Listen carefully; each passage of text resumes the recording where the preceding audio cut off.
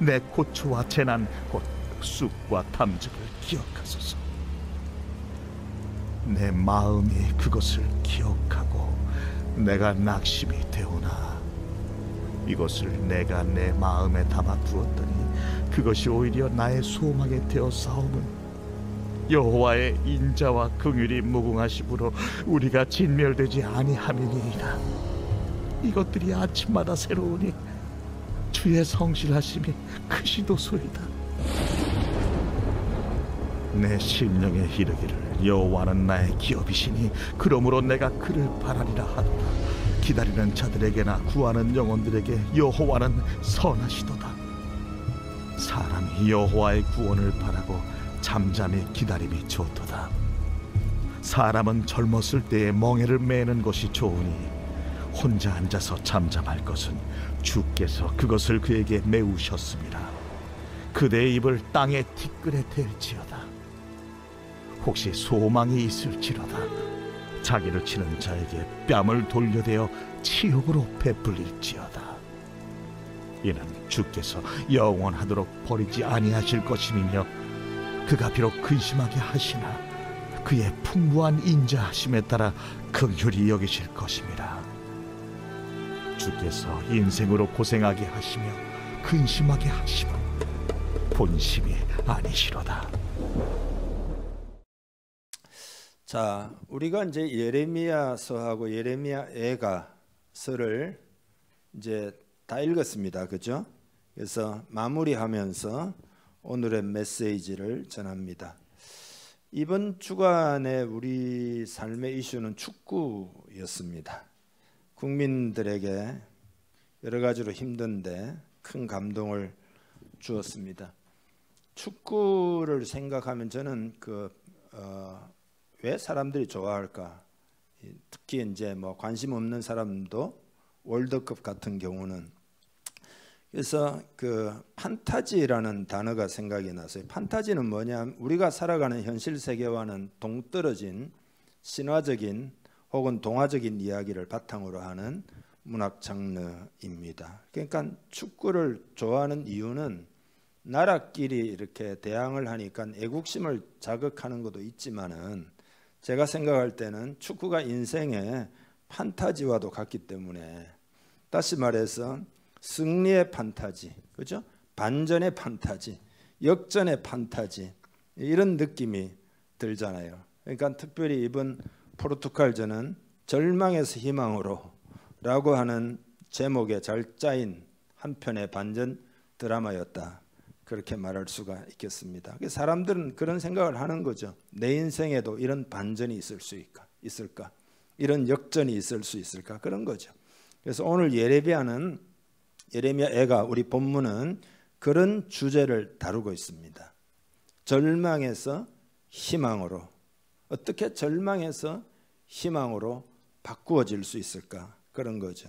유다는 예레미야가 예언한 대로 지금 멸망을 했습니다. 바벨론의 느부갓네살이 침략해 오는데 BC 605년에 1차로 침략해 가지고 그때 많은 사람을 포로로 잡아가죠. 그 대표적인 사람이 다니엘 같은 사람이 그때 잡혀갑니다.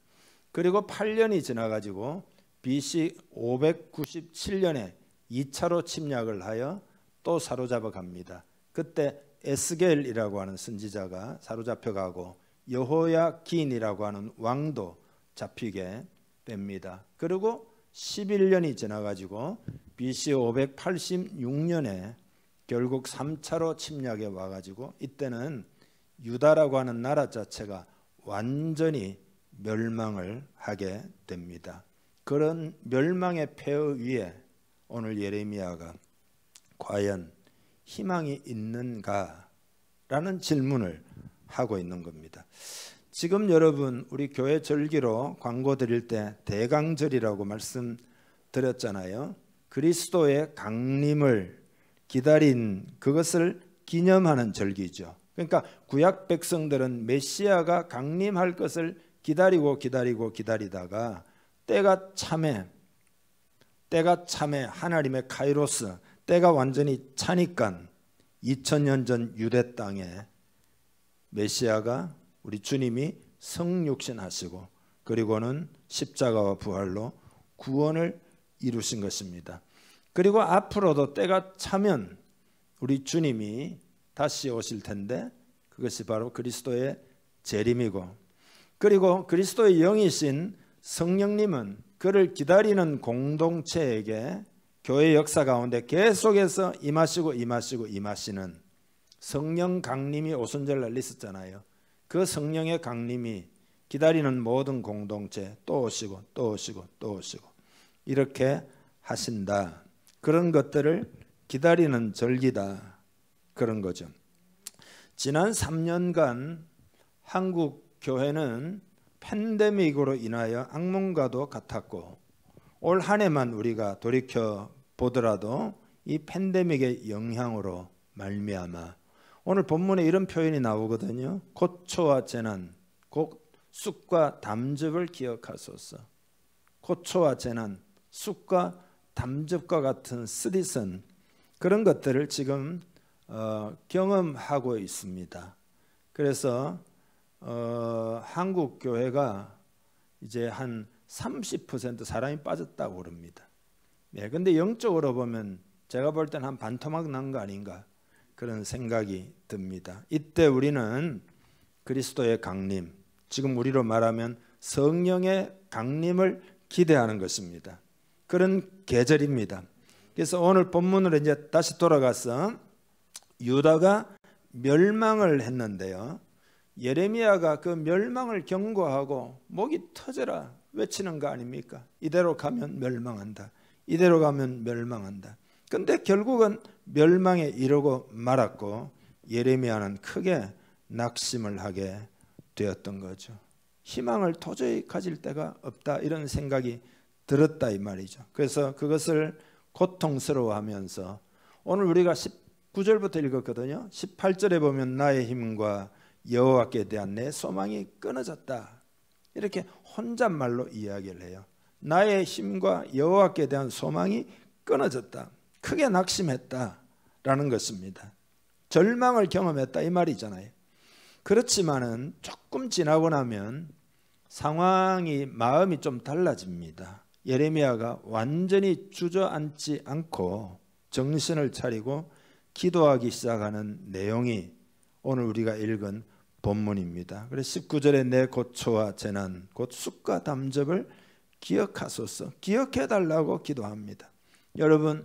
여러분도 올 한 해를 돌이켜보면 아마 고초와 재난, 쑥과 담즙이 여러분의 삶에 있었을 것입니다. 특별히 팬데믹이라고 하는 상상하지도 못하는 일이 그죠? 닥쳐온 지 벌써 그죠? 꽤 시간이 지냈고 완전히 회복되지 않고 있는 이런 상황에 시대적으로도 그런 쑥과 담즙을 경험하고 있고, 특별히 교회는 더더욱 그렇고 개인적으로도 여러분이 쑥과 담즙을 경험했을 것입니다. 그러니까 우리는 이 시대 가운데서 하나님이 정말 일하고 계신가? 하나님이 정말 돌보고 계신가? 하나님이 정말로 역사하시는가?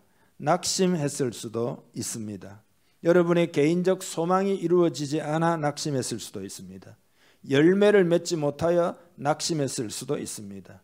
여러분이 반전 드라마를 써내려가기를 간절히 원했지만 그게 아직까지 나타나지 않았을 수도 있습니다. 과연 여러분 소망이 있을까요? 부흥의 새 아침을 우리가 맞이할 수 있을까요? 그래서 20절에 보면 내 마음이 그것을 기억하고 내가 낙심이 되오나, 그 다음에 이것을 내가 내 마음에 담아 두었더니 그것이 오히려 나의 소망이 되었사옴은, 표준 세번역에 보니까 그러나 마음속으로 곰곰이 생각하며 오히려 희망을 가지는 것은, 오히려 희망을 가지는 이유는 하면서 시선을 하나님께로 돌립니다. 여러분도 시선을 하나님께 돌릴 수 있기를 축복합니다. 이게 비밀이에요. 우리의 시선을 땅에 두지 말고 하늘에 두고 하나님께 두어야 됩니다. 그래서 22절에 여호와의 인자와 긍휼이 무궁하심으로 우리가 진멸되지 아니함이니이다. 하나님의 인자와 하나님의 긍휼을 묵상했다. 우리가 진멸되지 않을 것이다. 이거는 단순한 바람이 아니에요. 그냥 막연한 소망이 아니에요. 예레미야 심령에 다가온 성령에 의한 확신이었습니다. 반드시 그렇게 된다, 그런 이야기죠. 그러니까 소망의 첫째 근거는 뭐냐면 여호와의 인자와 긍휼이었어요. 여러분, 인자라는 말은 성경에 헤세드라고 하는, 신학을 하는 사람들은 너무나 유명한 단어입니다. 헤세드, 자비, 사랑, 그런 거고요. 긍휼은 불쌍히 여겨주신다, 그런 뜻입니다. 그래서 여호와 하나님의 인자와 긍휼을 볼 수 있는 성경을 한 군데 우리 읽어 보겠습니다. 출애굽기 3장 7절부터 쭉 읽겠습니다.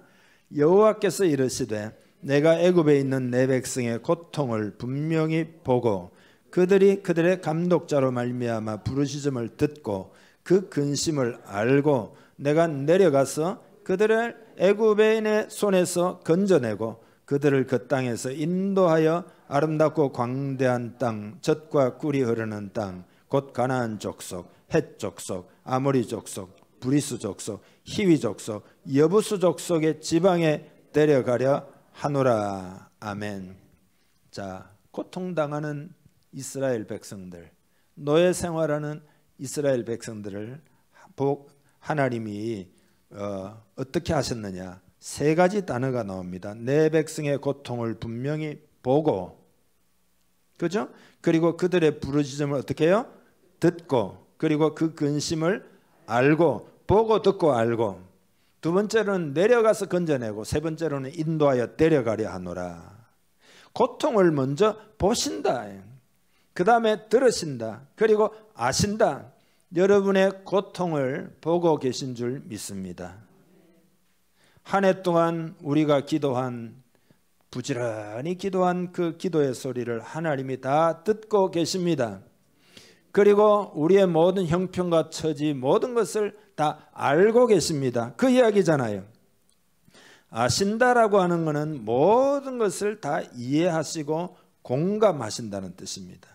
하나님의 인자와 긍휼은 우리를 깊이 이해하고 깊이 공감하신다. 같은 심장으로 느끼면서 아는 것을 말합니다. 그것이 하나님의 긍휼인 줄 믿으시기 바랍니다. 여러분, 프랑스 격언에 보면 모든 것을 이해한다는 것은 모든 것을 용서하는 것이다, 이런 게 있어요. 왜 용서하느냐? 다 이해가 되면 용서한다, 이 말이죠. 이해가 안 되면 곡해하고 오해하고 용서가 안 되지만 이해하고 나면 그럴 수밖에 없었구나, 이렇게 하여 용서한다, 그런 이야기죠. 나에게 아직도 용서하지 못하는 뭔가가 있다면 그거는 이해를 하지 못했기 때문이다. 그러니까 어떤 경우에서든지 그 형편과 사정을 들어가면서 생각하고 이해하게 되면은 용서할 수 있다, 그런 거죠. 내 위치에서만 보기 때문에 비판하게 되고 이해가 불가능하고, 그렇지만 그러니까 서로의 책임도 있죠. 나는 잘 이해하려고 하고 상대는 나를 이해시키려고 노력하게 돼요. 그렇게 해야 되죠. 그래서 하나님의 긍휼은 그렇게 모든 것을 이해한다는 겁니다. 그래서 우리를 용서하시고 우리를 건져내시는 하나님이시다. 그래서 내려가서 건져내고, 하나님의 인자와 긍휼은 내려가서 건져내는 인자와 긍휼이다, 이거예요.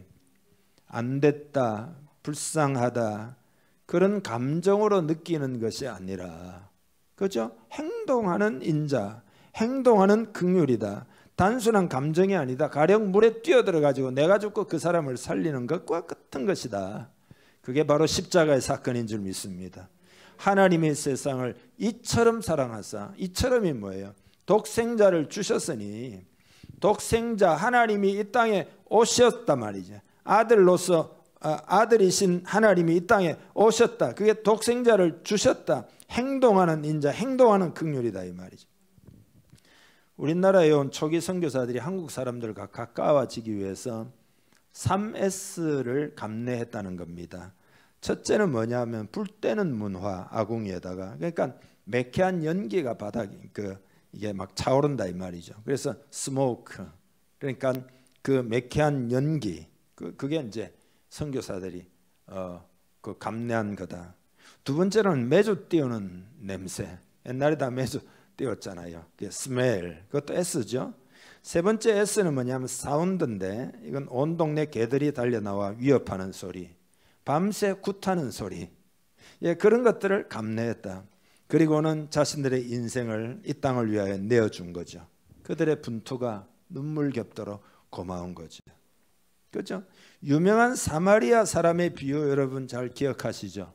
예루살렘에서 여리고로 내려가는 그 길에 어떤 사람이 험한 골짜기에서 불안당을 만나가지고 완전히 매맞고 모든 소유를 빼앗기고 인사불성이 되어 쓰러져 있는데 마침 레위 사람이 그곳을 지나갔지만 그를 보고 그냥 지나갔습니다. 제사장이 그 뒤를 이어 지나갔지만은 그도 넘어진 사람을 보기만 하고 나도 이 오래 있다가 나도 당하겠구나 하여 도망을 가고, 그들은 하나님을 믿는 믿음이 있었는지는 모르지만 하나님의 인자와 긍휼은 정녕 몰랐다는 이야기죠. 그러나 사마리아 사람은 불쌍히 여겼다 이거예요. 불쌍히 여기는 마음이 그로 하여금 그 자리에 멈추게 했고, 상한 사람을 자세히 살펴보게 만들었고, 자기의 옷을 찢어가지고 상처를 싸매고, 자기의 기름을 부어가지고 상처를 부드럽게 하고, 자기가 탔던 나귀에 태워가지고 자기가 늘 들리는 주막에다가 데려다 주었다 이 말이죠. 이 사마리아 사람이 여러분 누굽니까? 곧 예수 그리스도를 말하는 거란 말이죠. 가서 너희도 이와 같이 하라 그렇게 말씀하셨잖아요. 주님은 사마리아인처럼 우리를 인자와 긍휼로 대하시는 주님이신 줄 믿습니다. 예레미야가 왜 소망을 품었느냐? 그 하나님의 인자와 긍휼 때문이다.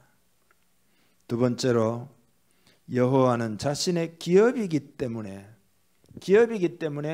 소망을 품는다, 그를 바란다 이렇게 고백하고 있습니다. 이것들이 아침마다 새로우니 주의 성실하심이 크시도소이다. 이건 뭐냐면 하나님의 인자와 긍휼이 아침에 기도할 때마다 새롭게 성령으로 와닿았다 이거예요. 자기가 찾을 때 그런 인자와 긍휼의 하나님이 자기를 만나 주었다. 그래서 24절에 뭐라고 하느냐? 내 심령에 이르기를 여호와는 나의 기업이시니 그러므로 내가 그를 바라리라. 여러분, 기업이라는 말은 내가 가진 모든 것을 기업이라 그래요. 성경에 목, 할당, 분깃, 영토, 집 이런 것들이 기업, 나의 소유를 말합니다. 그러니까 여호와가 나의 기업이라는 말은 내가 여호와를 모시고 살아가고 있다, 그런 신앙의 고백이단 말이죠. 여러분, 우리는 하나님을 모시고 살고 있는 하나님의 자녀들입니다. 하나님이 내 백그라운드가 되어주십니다. 예레미야가 그 사실을 기억할 때 소망을 품었다 이 말이에요. 나에게는 하나님이 계시다. 다 폐허가 되고 다 엉망이 되었지만 그러나 하나님은 여전히 나와 함께 계시다 이거예요. 여러분, 실로암 안과병원이라고 아시죠? 유명한 병원입니다. 원장이 김선태 목사님이신데 10살 때 6.25 전쟁을 맞아가지고 자기 부모님이 폭격에 의해서 돌아가시고 자기 두 눈이 실명이 그 폭발물에 의해서 됐습니다. 어릴 때부터 너무 지질이 가난했고 성장 과정에 옛날 그런 소리 많이 들었죠. 벼락 맞아 죽을 놈, 연병 앓다가 죽을 놈, 세상에 욕은 욕대로 다 먹으면서 성장했는데, 이 목사님이 쓴 땅을 읽고 하늘을 찾은 사람이라는 책이 있어요. 그 서두에 이렇게 말합니다. 나는 세상의 눈으로 볼 때 참으로 가난한 사람이었다. 어린 나이에 부모님을 여의었고 두 눈도 잃었고 친구도 잃었다. 친척도 잃었고 건강도 잃었으니 희망도 재산도 잃었다. 평범한 사람들이 세상에 태어나서 갖게 되는 가장 기본적인 것들을 모두 잃은 것이다. 하지만 나는 모든 것을 잃었기 때문에 하늘을 찾을 수 있었다. 할렐루야. 땅을 잃은 대신 내가 얻은 제일 큰 기쁨은 하나님의 아들이 된 특권이다. 여호와 하나님이 그의 기업이 되셨다는 겁니다. 그 전에 문 목사님이 눈이 그 녹내장 때문에 안압이 올라가가지고 실로암 병원에 이제 한국에 들어와서 목회자들, 선교사들 반값에 해주거든요. 갔다 와서 저거 하는 이야기가, 이야, 실로암 병원 시설 좋더라. 초현대로 해가지고 있잖아요. 예, 최고예요. 근데 그 세운 목사님이 바로 맹인이죠. 김선태 목사님. 그래서 하나님 나라를 위해서 지금도 전심전력 하고 있고, 사랑의 계한수술 뭐 이렇게 해가지고 수만 명의 눈을 열어가지고 세상을 보게 만들었고, 2007년에는 필리핀의 막사이사이상을 받고, 그렇지 맹인이지만 그의 마음속에 있던 소원을 하나님이 다 들어주셨다. 그러니까 모든 것을 잃어도 하나님을 잃어버리지 않고 있으면 그는 승리할 수 있다. 산 증인이지. 하나님은 자신을 우리에게 주셨습니다. 이게 놀라운 이야기예요. 하나님이 가지고 계시는 일부분을 나에게 주는 것이 아니라 여호와가 나의 기업이라는 말, 하나님 자신을 우리에게 주었다. 내가 너의 하나님이 되어주겠다 이렇게 말씀하셨다 이 말이죠. 이건 하나님의 언약, 변치 않는 하나님의 역사, 하나님의 약속입니다. 그러니까 이것보다 더 놀라운 이야기는 없잖아요. 여러분의 하나님이신 줄 믿습니다. 여러분의 기업이신 줄 믿습니다. 25절 26절은 그래서 기다리는 자들에게나 구하는 영혼들에게 여호와는 선하시도다. 사람이 여호와의 구원을 바라고 잠잠히 기다림이 좋도다. 기다리는 자나 구하는 영혼들에게 절대 하나님은 선하시다. 선하시다. 하나님은 절대 악하게 하시지 않는다. 성령의 강림을 기다리고 부흥을 기다리고 기도하는 여러분들을 절대 실망시키지 않으신다. 어려운 인생길을 맡기며 기다리는 여러분은 하나님을 기대할 수 있다는 이야기 아니에요. 사람이 여호와의 구원을 바라고 잠잠히 기다림이 좋도다. 잠잠히 기다린다는 말은 뭐죠?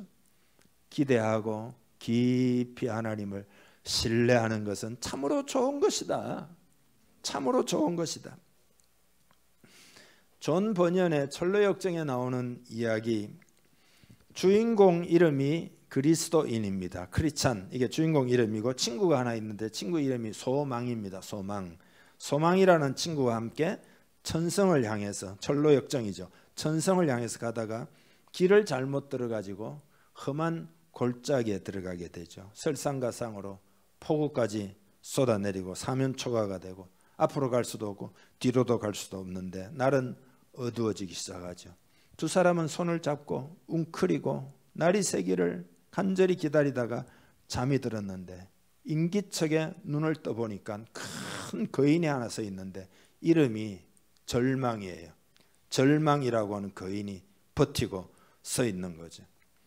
너희들이 내 구역으로 침입을 하였으니 가두어 버리겠다 하면서 지하 감옥에다가 가두었어요.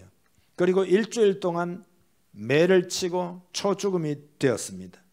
절망이라고 하는 이 거인이 그 다음에는 독약을 든 잔을 가지고 와가지고 죽어라 먹고 내밉니다. 근데 두 사람이 마시지 않고 버텨요. 버티자 날이 이제 새는 그때까지 시간이 자꾸 가는데 계속 협박을 해요. 찢어 죽이겠다. 어떻게 죽이겠다. 너는 죽어라. 독약 마셔라. 마지막 밤일지 모른다는 생각에 밤을 새워 기도하기 시작을 합니다. 그리고는 새벽쯤 돼가지고 크리찬이라는 사람이 외칩니다. 자유롭게 나갈 수 있는데 왜 감옥에 갇혀 있는가? 모든 자물쇠를 열 수 있는 언약의 열쇠가 내 품에 있는 것을 몰랐구나 해가지고는 품에 있는 열쇠를 꺼내가지고 짱 돌려가지고 나오게 됩니다. 그게 뭐냐? 존 버년은 그게 기도다. 기도는 언약의 열쇠다. 절망에서 빠져나올 수 있는 열쇠가 기도다. 기도하면 절망을 이길 수 있다. 그런 이야기죠. 그래서 오늘 여호와는 나의 기업이며 여호와 하나님 나는 바라리라. 기도한다 이 말이죠. 여러분 좀 더 기도하시기를 바랍니다. 믿음으로 기도하기를 바랍니다. 세 번째로 소망의 근거는 하나님의 본심을 알았기 때문이라는 겁니다. 하나님의 본심이 있으시다. 27절에서 33절까지 읽었는데요. 지금 제가 말씀드리는 걸 기초로 해서 잘 생각하면서 다시 한번 읽겠습니다. 같이요. 사람은 젊었을 때에 멍에를 매는 것이 좋으니 없어요? 혼자 앉아서 잠잠할 것은 주께서 그것을 그에게 메우셨음이라. 그대의 입을 땅에 티끌에 댈지어다. 혹시 소망이 있을지로다. 자기를 치는 자에게 뺨을 돌려대어 치욕으로 배불릴지어다. 이는 주께서 영원하도록 버리지 아니하실 것임이며 그가 비록 근심하게 하시나 그의 풍부한 인자하심에 따라 긍휼히 여기실 것임이라. 주께서 인생으로 고생하게 하시며 근심하게 하심은 본심이 아니시로다. 아멘. 하나씩 보면은요, 사람이 젊었을 때에 멍에를 매는 것이 좋으니, 멍에를 멜만 할 때 매는 게 좋다는 겁니다. 혼자 앉아서 잠잠할 것은 주께서 그것을 그에게 메우셨습니다. 혼자 앉아서 잠잠한다는 말은 왜 나에게 이런 멍에가 있느냐, 왜 나에게 이런 고난이 있느냐 하면서 막 소리치고 난리를 치는 게 아니라는 뜻입니다. 왜냐하면 그것을 주님이, 하나님이 메우셨다. 여러분, 사람이 젊었을 때부터 주님이 메워주신 멍에를 메고 고난과 연단을 잘 받아야 영적 능력이 생겨가지고 능력 있는 사람이 됩니다. 고난과 연단을 받지 않고 지내온 사람은요, 실력이 없습니다. 영적 파워가 없어요. 연단을 그러나 많이 받은 사람은 말 하나를 해도 말하는 능력이 있다 이거죠. 요셉도 젊어서부터 멍에를 잘 메고 나갔죠. 멸시천대를 받았고 곡해도 받았고 감옥에 들어가고 억울하게 묵어, 그죠? 잘 참았어요. 그렇게 끝까지 멍에를 잘 쥐고 나갔기 때문에 하나님이 그를 실력 있는 사람이 되게 해주셨고 존귀한 사람이 되게 해주신 줄 믿습니다.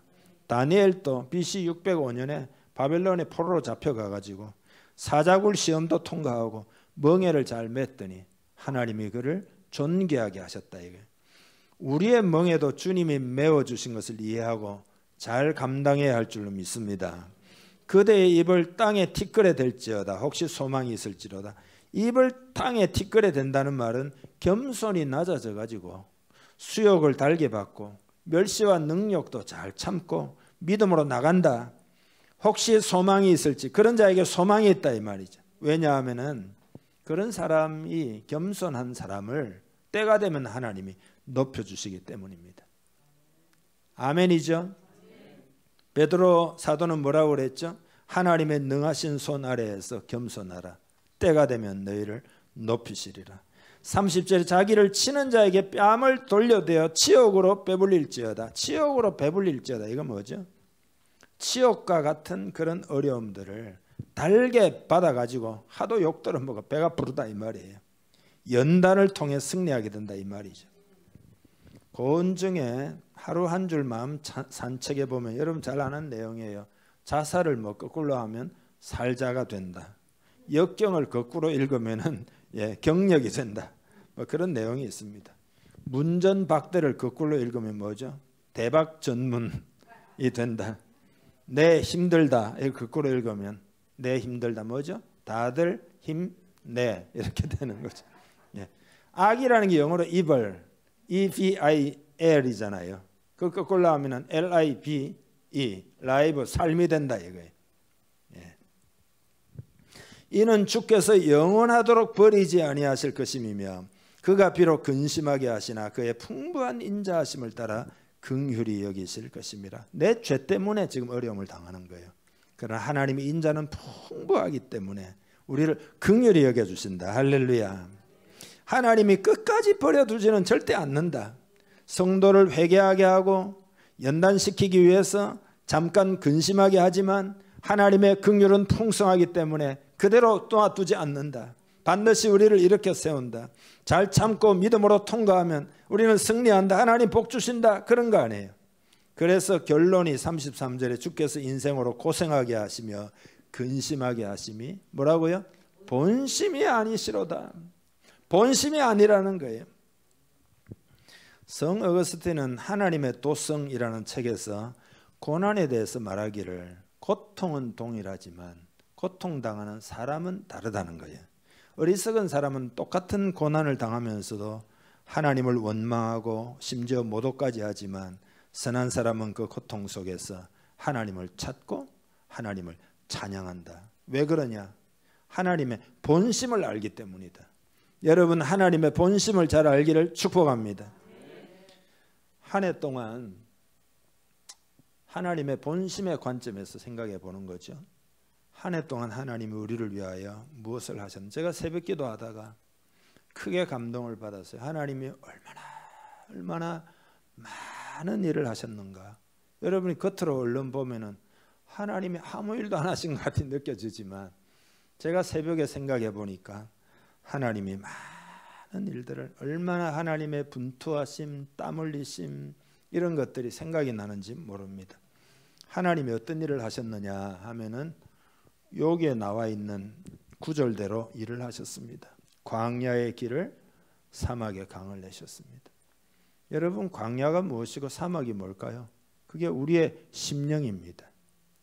우리의 심령이 광야와 같았고 우리의 심령이 사막과 같았다는 것을 여러분 깨달을 수 있기를 바랍니다. 가장 하나님에게도 어려운 일이 있습니다.